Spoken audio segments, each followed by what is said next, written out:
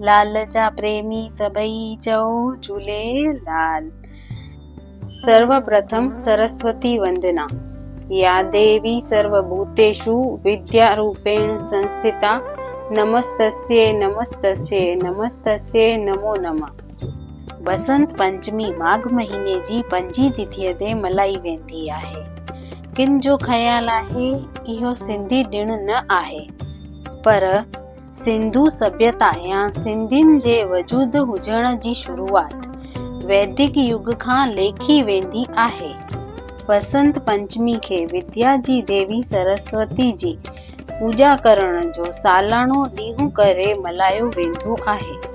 बसंत पंचमीअ खां बहार जे मुंद जी शुरूआत थिए थी।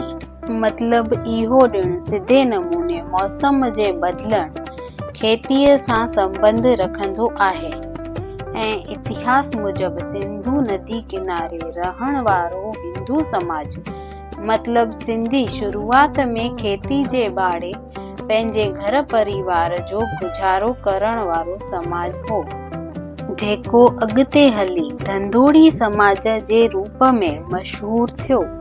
बसंत पंचमीअ ते पीले रंग जो काफ़ी महत्व हूंदो आहे। पीले रंग खे हूअं बि खुशी, गरमजोशी ऐं सिज जी रोशनी सां लॻापो रखण वारो रंग चयो वेंदो आहे।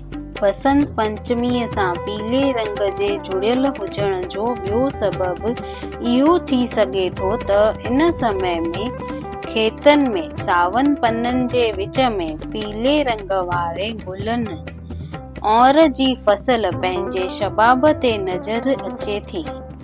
आम तौर ते बसंत पंचमीअ ते सरस्वती देवी जी पूजा वक़्तु या ईअं ई बि पीलो रंग पाइण खे पसंदगी ॾिनी वेंदी आहे।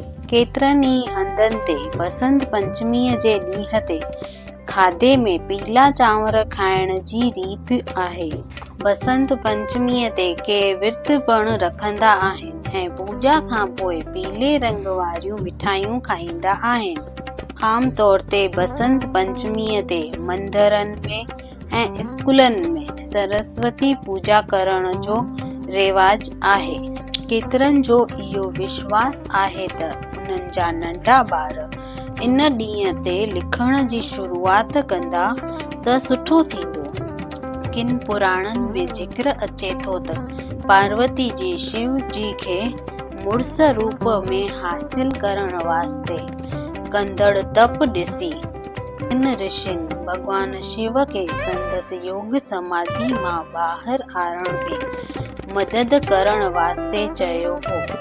सो केतिरा ई बसंत पंचमी खे अॼोके समय जे त्योहार वैलेंटाइन डे जो पुरातन रूप चवंदा आहिनि। बसंत पंचमीअ जे ॾींहं ते सॼो ॾींहुं शादियूं थी सघंदियूं आहिनि। इन ॾींहं ते को मुहूर्त ॾिसण जी ज़रूरत कोन हूंदी आहे। इन नज़रिए सां घटि में घटि मूंखे त बसंत पंचमीअ जे सिंधी ॾिण हुजण ते को शक न आहे।